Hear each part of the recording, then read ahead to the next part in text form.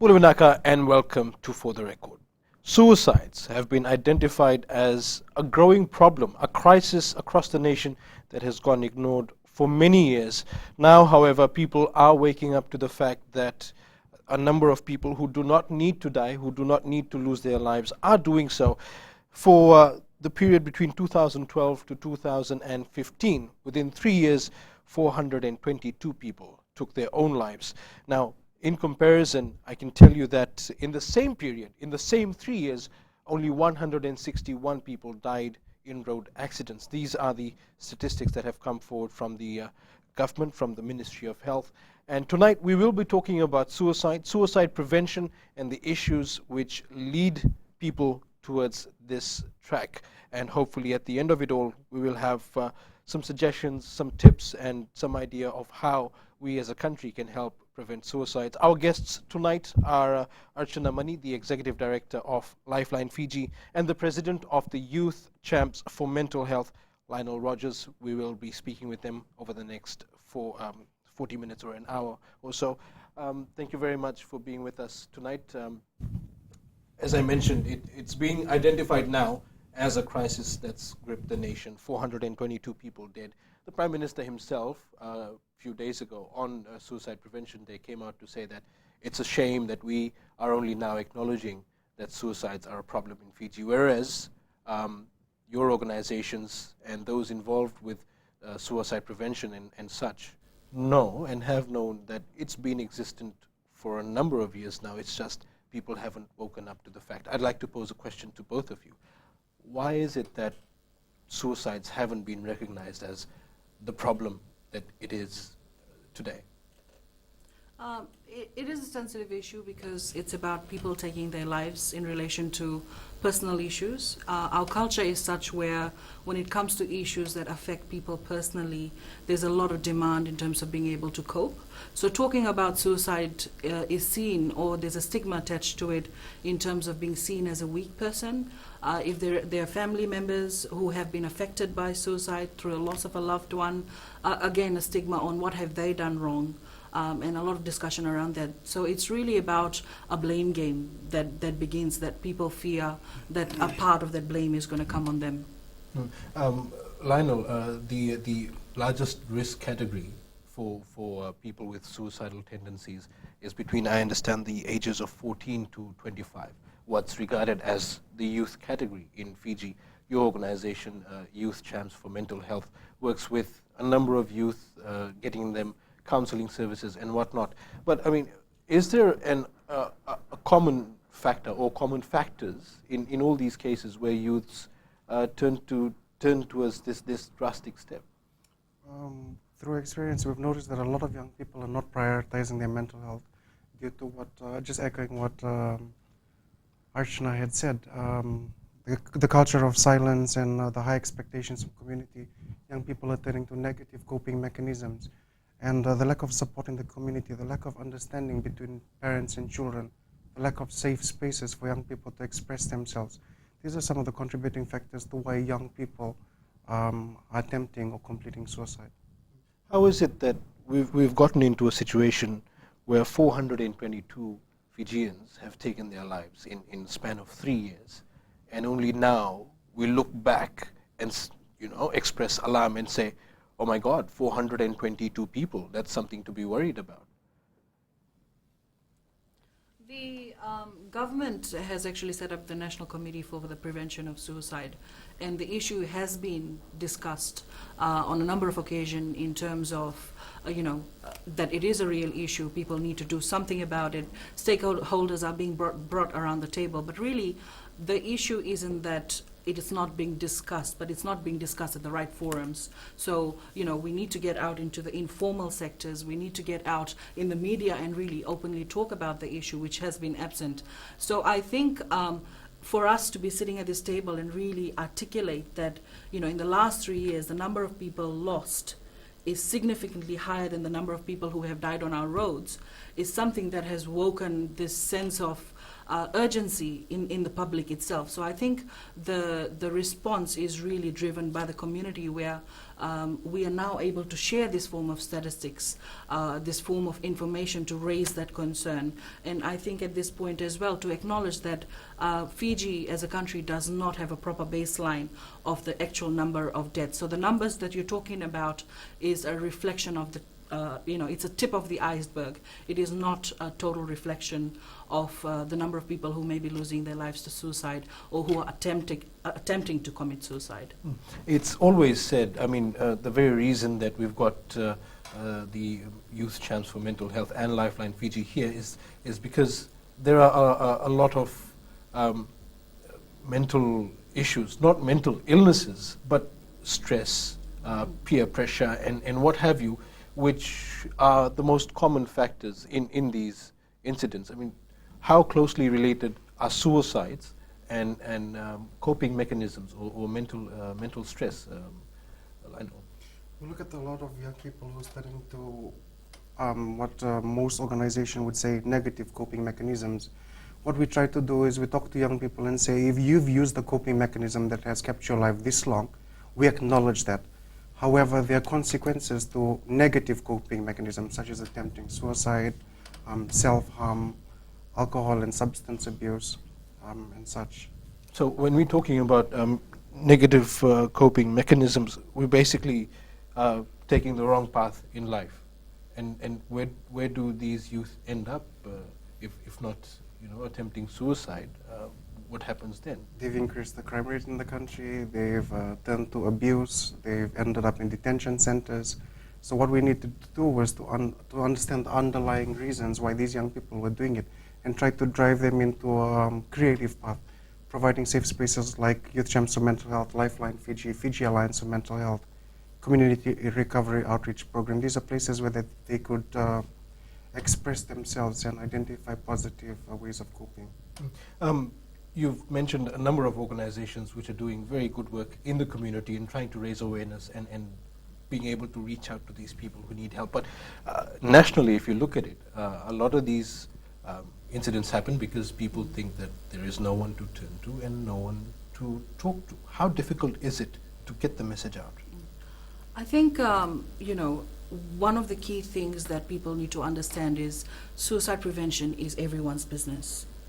So you do not have to be necessarily a professional to help to begin with. So for example, if you get a cut on your hand, you would first go to your mom or you'll go to someone in the family and say, I've got a cut. So mom would give you some traditional, meds to say, okay, have this, let's deal with it. But if this problem aggravates, it becomes bigger, then that person is then taken to a doctor. Likewise, mental health. People need to realize that mental health is the same as physical health. There's no need to worry about what people are going to think in terms of, oh, this person can't cope, in terms of, the expectations of society. So if you are facing a problem, then you need to go and talk to people within your vicinity, whether it's your religious leader, whether it's your husband, whether it's your partner, your friend, whoever it may be, for that first instance of, please, can I get some help? Once you feel that that problem is not being addressed, then you take the next step of asking for that professional assistance like you would for any physical issues. And the real cause, the things we talk about, drug abuse, we talk about crime rates, we talk about all these issues that people are facing, those are symptoms. The root cause is that people are not necessarily developing positive coping mechanisms. And in this case of suicide, we're looking at the absence of help-seeking behavior. We need to start building this in our people. Okay, and on that note, we will take a quick break. We'll be right back. Don't go anywhere.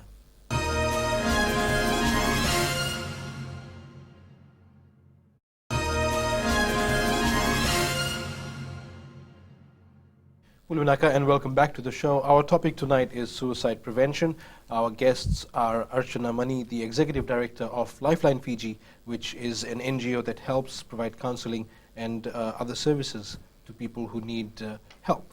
Also with us tonight, we have the President of the Youth Champs for Mental Health, Lionel Rogers, a similar NGO organization that helps youth mainly deal with mental issues. Now, let's look at some more figures. These also released by the government. There were 89 suicides in the first 8 months of the year. 10 of these were children under the age of 16. We were talking even before the show began about how there are these minors, young children, who you would think would not have a reason to take their own lives. Nothing so drastic would be happening in their lives that they would take such a step. Lionel, I want your reflection on what we're doing wrong as a society. We've spoken on several forums about sensitizing the media on proper terminology. We noticed that a lot of media organizations are still using, are still mentioning the methods of suicide, and we fear copycats, as there are a lot of them currently in the country. We have also started sensitizing young people on their statuses on Facebook, how to respond to young people who are crying for help on Facebook. And we try to get people in the community to stop using the word committing suicide. Instead, use complete or attempt suicide. Committing has always been seen as a sin. It's been seen as a crime. So we try to take away that negative stereotype that hangs with it. So we try to create more discussions, positive discussions, and get young people to explain to the children why this happened and how we could change that. And the fact that victims, people attempting to take their own lives, is getting younger. It's unheard of. It's something that we're coming across now, it seems. We had, in the latest incident, 2 13-year-olds and a 14-year-old. So, what are we doing wrong? I don't think it's about who's doing something wrong or how we have failed, but it's really a reflection of how society is changing. So, for example, if you're talking about support structures, if you were to refer back to the traditional means of support structures, so way before, this issue would not have been that prominent because there were layers of support within communities that people existed in. So if it was not your immediate family, it was the people who lived in your village. If it was not the people in the village, it would be your faith-based organizations. But all of that is now collapsing because people are moving out, people are moving to the cities, urbanization's happening. So you are seeing these problems emerge because the existing support structures are being removed in a very natural way of urbanization and modernization in our society, but people are not aware of what to replace those support structures with. So that is where the challenge is, I think. And in terms of what are the practical things that are absent from our community at the moment and we need to revisit, the first thing is revisiting parenting styles. Are you communicating with your children? Earlier in the week, the Speaker of the House shared a very powerful story where a young boy was collecting money so he could pay his father enough money for an hour of his time. That is a reflection of where our young people are at. Our parents spending enough time. Our teachers giving positive messages. And when we talk about parents and teachers, it's not about putting the blame on them. It is putting the responsibility on them. Why? Because they are the ones who spend most of the time with these young people. So I think what is happening is a result of the changes that are happening within the support structures of our community. And we as a community need to be resilient and adaptable to those changes. And if we keep sticking to those traditional means and ignoring that there are actually major gaps happening because of what's happening in the community, then we are in trouble. It's a very good point you made about parenting methods, nurturing methods, and teachers. But I want to pick that up again, but very quickly. I think it's incumbent on us to actually, for anybody who's sitting at home watching right now and they identify with these suicidal tendencies and they feel isolated, they don't know who to turn to. So for us right here sitting now and sending out a message to these people, how do they get in touch with Lifeline Fiji and how do they get in touch with Youth Champs? Youth Champs for Mental Health is located on Amy Street, just opposite St. John Ambulance. We also have a Facebook page, which is Youth Champs #4 Mental Health. We've helped so many young people through social networking sites, as we feel young people, they lack the courage to come up and access the services. So we offer it through Twitter, Facebook, Yahoo, and we also send out brochures and information kits to our stakeholders. And how would one get in touch with Lifeline Fiji? So our national number is 6676 565. So basically the service we provide to the public is you call the number, you talk about your issues. We do not want to know what your name is and where you're from if you don't want to share that information. And that's something that's missing in service provision at the moment. As a young person, I would be scared to walk into a counseling center because my aunt may see me coming down the road and say, what is she doing there? You know, so those are the realities of Anonymity, society. you protect the anonymity Yes, of... exactly. So it's a totally confidential service. We're also available on Facebook in terms of trying to make that initial contact. And additionally, like Lionel said, if you call the Ministry of Health officials, they're easily able to refer people onto the services that are available. Empower Pacific is there. You've got the Child Helpline from the Medical Services Pacific. So there is a lot of professional help All right, out there. And I can quickly point out that the child helpline that the Ministry of Women and Social Welfare is running, it is operating on the number 1325. 1325 is the number to call for the child helpline. They operate 6 a.m. to 6 p.m. 7 days a week. And I can also confirm to you that they have received at least 400 genuine calls from children themselves who need help, and they have been referred to the right places and been given counseling. We will take another break. We'll be right back.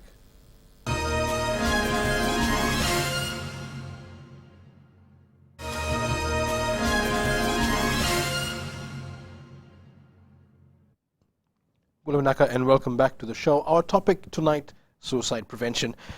We've been talking quite a bit about how people can access help and what are some of the issues that turn people towards the drastic step of thinking about taking their own lives. I'm interested to know whether there are socio-economic issues which sometimes compel people to, start taking this drastic step or start thinking towards this, because we know there is a mental health connection, but is there a socio-economic connection as well? Archana? Suicide does not discriminate, so definitely socioeconomic issues are not the driving factor in terms of influencing, the people who would be affected by suicide.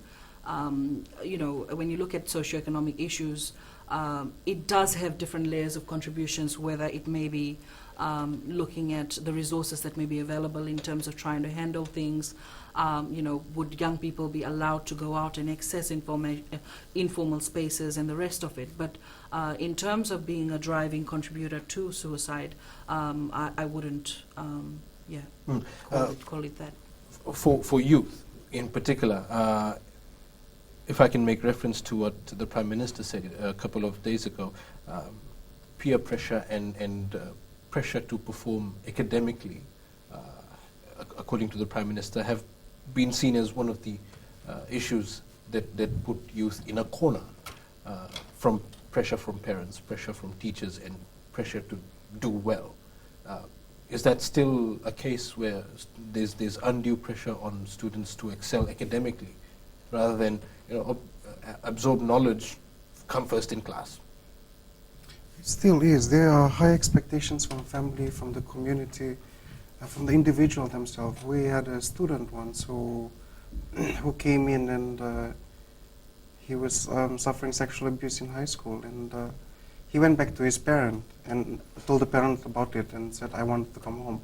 And the mother actually turned around and told him, suffer now, enjoy later.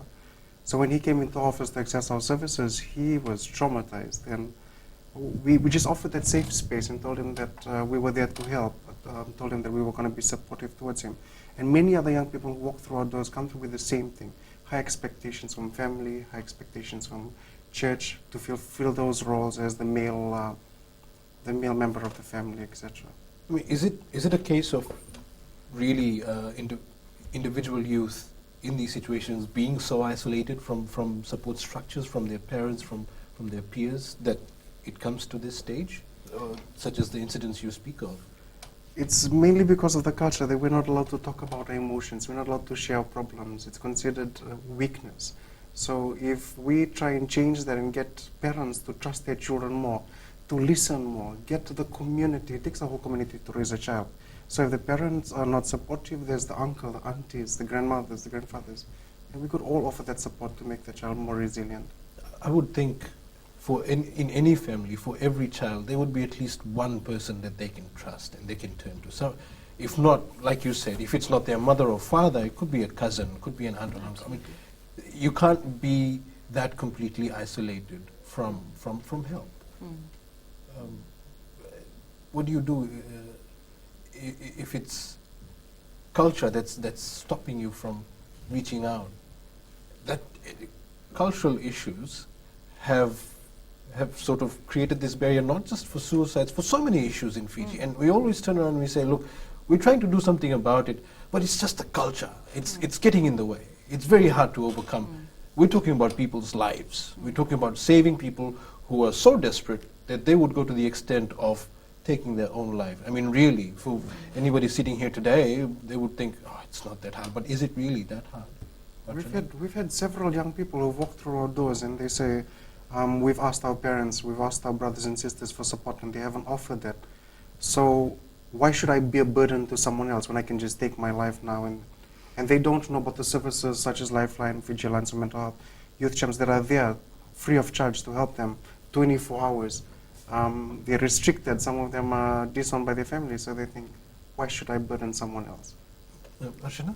Just to add on to what is being said, and again, I'm a fan of digging deeper, really, in terms of what's happening.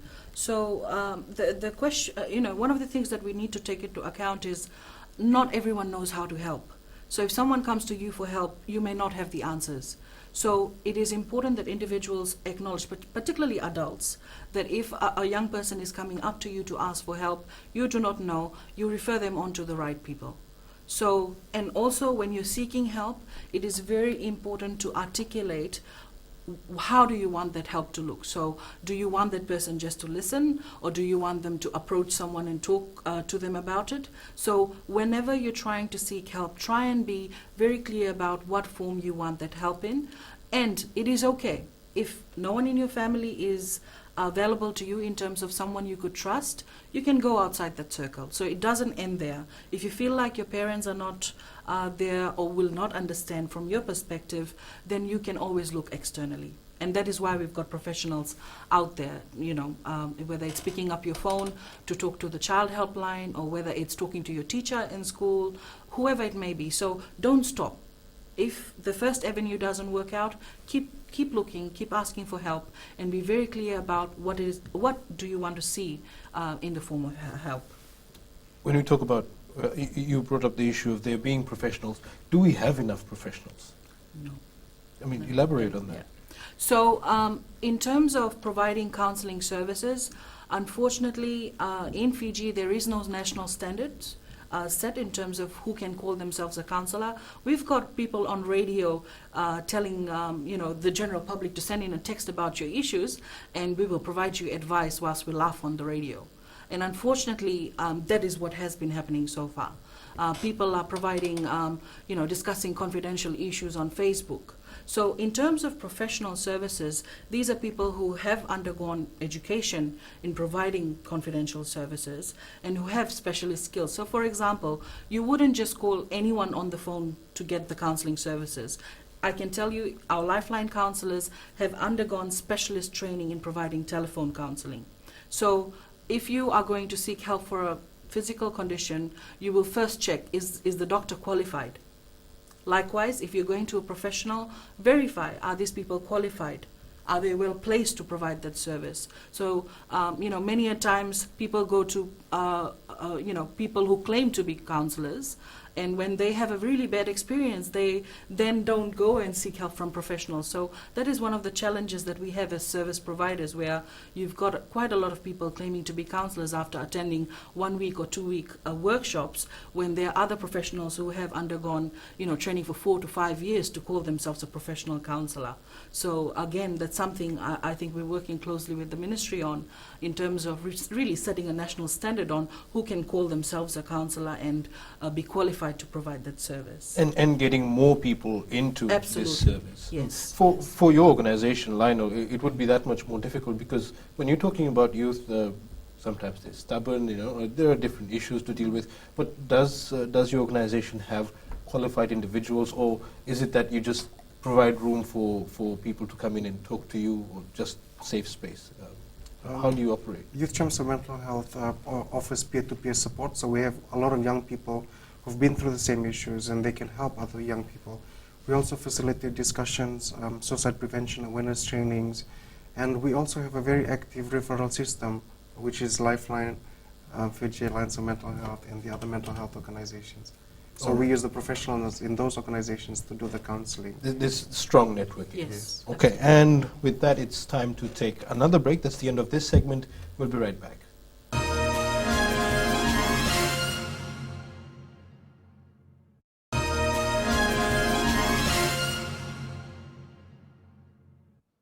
Good evening and welcome back to the show. We are speaking tonight with the Lifeline Fiji, the Executive Director Archana Mani, and with the President of the Youth Champs for Mental Health. Our issue tonight is suicide prevention. Open question to the both of you. When do you think we would come to a stage where we can say that we are effectively dealing with suicides?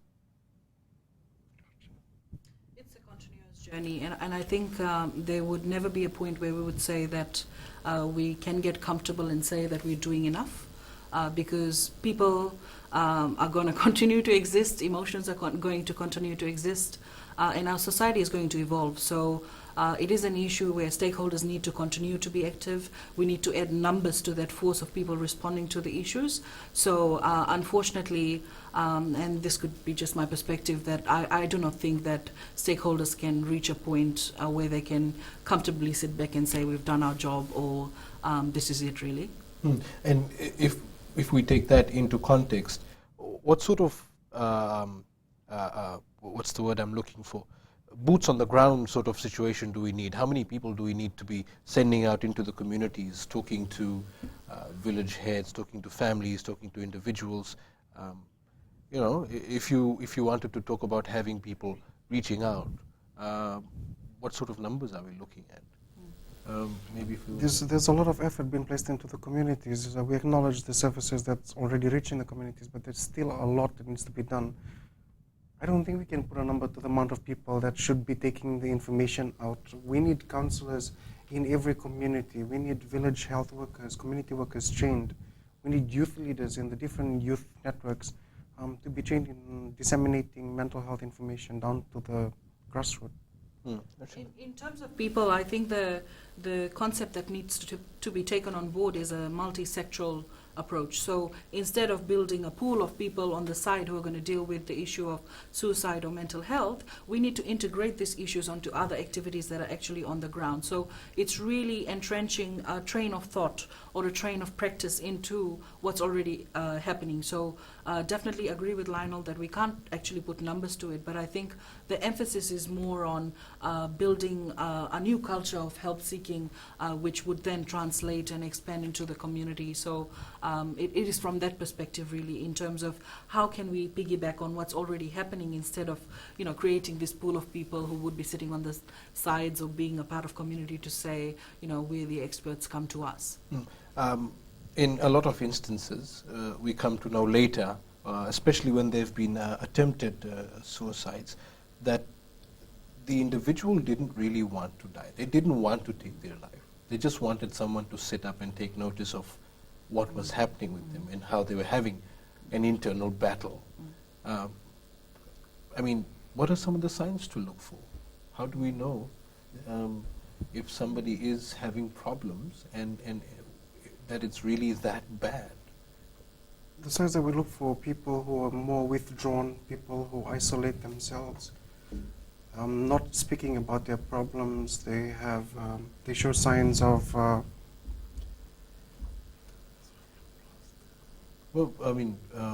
yeah, so you'd be looking at signs where a person would be saying their goodbyes. They would be closing shop in terms of getting things into order. So I'm going to do this, so I need to get things in order in terms of whether it's legal or whatever it may be. Someone who's talking about I've had enough, I can't go on. And like you said, people who are in many ways demonstrating that they've reached their peak point. the glass is full. And one of the things to note here is there's not a uniformed sort of signs and symptoms. So if I'm an introvert from the beginning, I continue to be an introvert, it doesn't mean that I'm becoming suicidal, but it's really how does the personality change. And would these be changes that would be obvious for individuals if I, for example, start behaving in a way that I'm not known for? Would some of those be obvious signs? To the people around them, yes. Yes. And when you do see these signs, Yeah. what would you recommend? Do I step in, intervene, or do I ask somebody to step in? Do I call the Ministry of Health or Lifeline or Youth Champs? I mean, what's the best way of dealing with this sort of situation? I mean, for somebody who has seen the signs, has identified it, what's the best course of action? So the first step, the natural step to take is to ask, are you okay? Is something happening in your life that you want to talk about? Can I be of any assistance? So it's a basic, response of offering help to anyone you think needs help.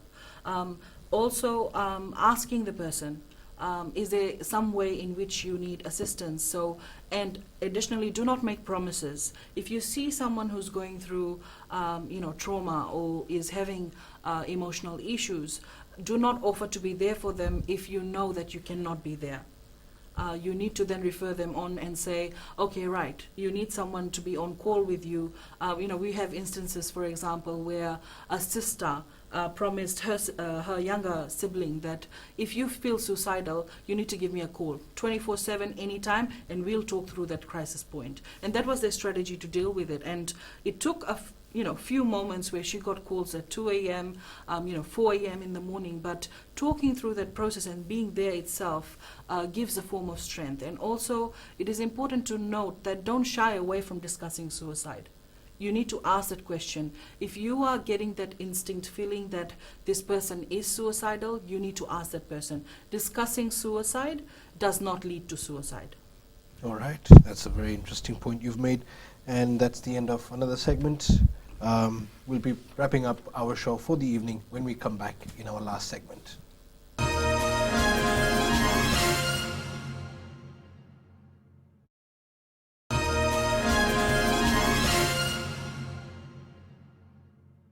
Welcome back to the show. We will continue with our discussions. Archana, earlier you were talking about how people are even able to get help over the phone. You work for Helpline Fiji, which does that very same service. But I would have thought if somebody is in that critical situation, they would need somebody there with them physically, holding their hand, even keeping an eye on them. Okay, so throughout the program, we've talked a lot about the cultural barriers to accessing help. And one of that is there not being, enough confidentiality, people being afraid to reach out for help. And through the telephone, a person is able to find a safe spot, call an individual for help. So what the telephone service does is it provides the total confidentiality. So you've got more chances of people accessing help than any other form, number one. Number two is a crisis hits at a time which you cannot plan. So it can be any time of the day, it can be any time of the night, and the telephone is the best means of getting a person. If your crisis hits you after working hours, then where are you going to go? And how many calls on average does Helpline Fiji receive? We receive an average of about 25 calls a day at the moment, and that is only because we are not a service that's gone national at the moment, and we are working on doing that. But in terms of the first quarter of 2015, I can share that we've received a total of 2,000 calls from people, and we also receive calls from the police department to assist families who have lost loved ones to suicide, and it is a 24/7 service. So you can call that number any time of the day and night, and you will receive help. And that's the other thing, I suppose, that we don't realize, or people with suicidal tendencies don't realize, is what their families go through when they do this, be it attempted suicide or completed suicide. What are some of the experiences that you can share with us? In terms of the response of families and particularly the closer knit of the person who's lost their life, The response is more around, so they go through the natural processes of grieving the loss of the loved one, but there are a number of layers added to that. The question of why did this happen, or could we have done something different? So that's the second layer, and the third layer is you've got the community members coming forward to ask you, what did you do wrong? So I think, through this avenue, as Lifeline, we do want to get the message out that if you know of someone who's lost someone to suicide, give them space. They're a grieving family, and at the same time, they're trying to find answers for what has happened. So they need that space to grieve and support as much as you can, as opposed to finding blame and starting that blame game. Because there's a sense of guilt, whether it's a teacher of a student or whether it's a professional who may have tried to help but could not succeed. So it's a burden that people carry, because when someone loses their life, that's really the end of it. Now, Lionel, the 17 to 25 age group is identified as the critical area when it comes to suicides. Archana said that that's pretty much the age where people are finding themselves, identifying who they are. But from the youth champs for mental health, for anybody who is in your target group who's watching tonight, I mean, at the end of the show tonight, what would you say to them? We talk to a lot of students and tell them that it's, number one, it's okay to make mistakes. It's okay to say, I'm not okay. And to reach out to these services, to find somebody who's supportive to talk to. Come online on Facebook if you're on Facebook and send us a message, and we'll try and reach you through a phone call, or we'll try and refer you to the services that are available. Just to know that you're not alone, and that there's always hope. All right. Thank you very much for that. Archana and Lionel, thank you very much for being with us tonight. Unfortunately, that's all the time we have tonight. And, here's hoping that we tonight have been able to shed some positive light on the issue of suicides and suicide prevention, and given some tips and ideas on how you can help, or if anybody is watching at home and if you feel that you need help, you now know where to turn to. Remember, every life matters, and there's no reason why anyone should be taking their own lives. That's it for the show for tonight. Up next is Nemani Ndala Mbatiki with his weekly opinion column called My Say. From me, good night. But if you have any comments or questions, remember to email fortherecord@fbc.com.fj. I'll see you next Sunday. Good night.